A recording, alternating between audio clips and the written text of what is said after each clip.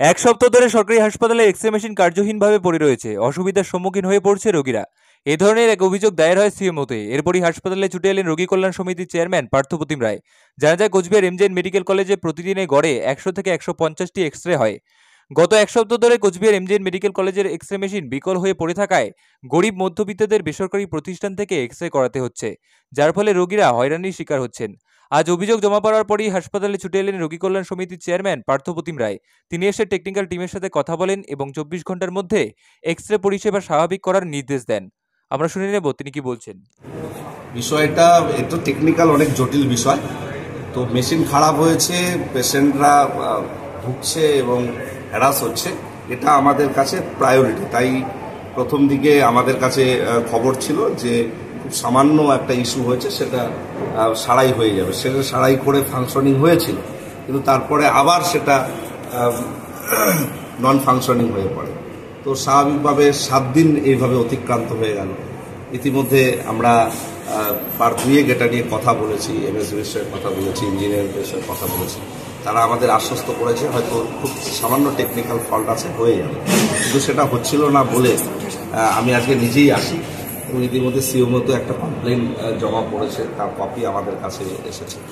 তো আমরা স্বাভাবিকভাবে বিষয়টাকে খুব সিরিয়াসলি নিয়েছি। আমি নিজেই আজকে এসেছি, এসে সমস্ত ইঞ্জিনিয়ার টেকনিশিয়ানদের সঙ্গে কথা বললাম, কোম্পানির যারা আধিকারিক আছে তাদের সঙ্গে টেলিফোনে কথা বললাম। এমএসবি নেই, কিন্তু ডেপুটি সুপার ম্যাডাম সহ হেড অফ দ্য ডিপার্টমেন্ট যারা নোডাল, তাদের সকলকে নিয়ে বসে আমরা কথা বলে একটা বিষয়ে আশ্বস্ত হলাম। ইঞ্জিনিয়াররা ইতিমধ্যে পৌঁছে গেছে, তারা কাজ শুরু করেছে। মাদার ইউনিট একটা চেঞ্জ করতে হবে, আর সামান্য কিছু কাজ রয়েছে, সেগুলো হয়ে গেলে এটা ফাংশনে হবে। আমি তাদেরকে 24 ঘন্টা সময় দিয়েছি। 24 ঘন্টার মধ্যে এই দুটো মেশিনকে ফাংশনিং করতে হবে। তারা আমাকে আশ্বস্ত করলেন তারা 24 ঘন্টার মধ্যে এটা ফাংশনিং করবার ব্যবস্থা গ্রহণ করেছে। মোটামুটি কতদিন ধরে দুটো মেশিন? 7 দিন হলো দুটো মেশিন খারাপ হয়ে গেছে। বলছি দাদা, কিছু মেশিন এমনও রয়েছে প্রায় 40 বছর পুরনো, তাদের টেকনিশিয়ান বলছিলেন তাদের কোয়ালিটি অ্যাসুরেন্স পর্যন্ত এখন না, ওটা টেকনিক্যাল কোয়ালিটি অ্যাসুরেন্স 40 বছর ধরে যে মেশিনগুলো রয়েছে সেগুলো কোয়ালিটি অ্যাসুরেন্স যেটা রিনিউ হয় বছর পর পর, সেটা আছে এবং সেভাবেই সেটা কাজ চলছে।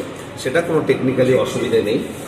আমাদের অন্যান্য বিকল্প মেশিনও রয়েছে, আধুনিক মেশিন রয়েছে, পুরনো মেশিনগুলো রয়েছে, দুভাবেই কাজ হয় এবং দুই মেশিনই অ্যাকর্ডিং টু যে রেগুলেশনস রেগুলেশনস আছে সেইভাবেই সেগুলোকে চালু রাখা আছে। একটা বিষয়,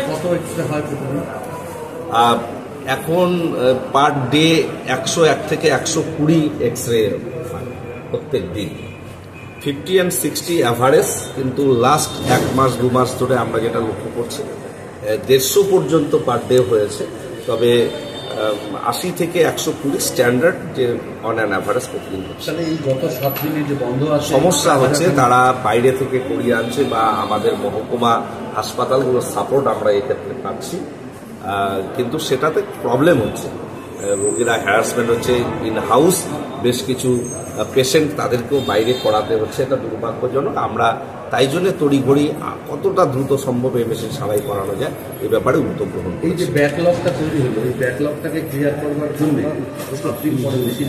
প্রয়োজনে মেশিন আমরা যে টাইম ফ্রেম রয়েছে তার বাইরে গিয়েও আমরা বেশি সময় ধরে কাজ করে এই ব্যাকলগটাকে ক্লিয়ার করব।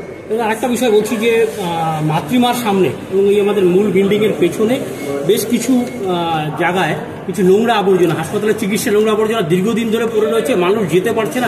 আপনি মনে হয় আপডেটেড এই মুহূর্তে নেই। আমার কাছে যেটা খবর যে পৌরসভা প্রত্যেক 2 দিন অন্তর অন্তর এই সমস্ত ময়লাগুলো তুলে ফেলে। হ্যাঁ, এই বর্ষার সময় যেটা হয়, বর্ষার কি খানিকটা জল জমে সেই জায়গাটা একটু নোংরা আবর্জনাগুলো একটু ভেসে যায়, তাই জন্য একটু সমস্যা হচ্ছে। কিন্তু এই মুহূর্তে কোচবিহার পৌরসভা রেগুলার বেসিস 1 দিন অন্তর অন্তর সেটা ক্লিয়ার করছে এবং আমাদের রোগী কল্যাণ সমিতির একজন অনারেবল মেম্বার এই ওয়ার্ডের 20 নম্বর ওয়ার্ডের কাউন্সিলর মুস্তাক আহমেদের তত্ত্বাবধানে এটা প্রতিদিন মনিটরিং করা হচ্ছে যাতে কোনো নোংরা সেখানে জমে না থাকে। এরকম করে হচ্ছে পেশেন্টদের হ্যারাসমেন্ট করতে হচ্ছে, এটা যত তাড়াতাড়ি খুলবে তত তাড়াতাড়ি, কারণ তো সবার দ্বারা তো সম্ভব হয় না। সবাই এখানে হচ্ছে হসপিটালে আসে, মধ্যবিত্ত ফ্যামিলি থেকে বিলং করে যারা সবাই আসে। কিন্তু হসপিটালে যে যদি এরকম করে এক্সরে মেশিন টেশিন বন্ধ থাকে তাহলে আমরা কোথায় যাবো বলুন? কি নাম? আমার নাম গদে আছে। কোথা থেকে আসছেন? Panchanan Barma university. Bureau news, ABN 24/7, সঙ্গে থাকবেন।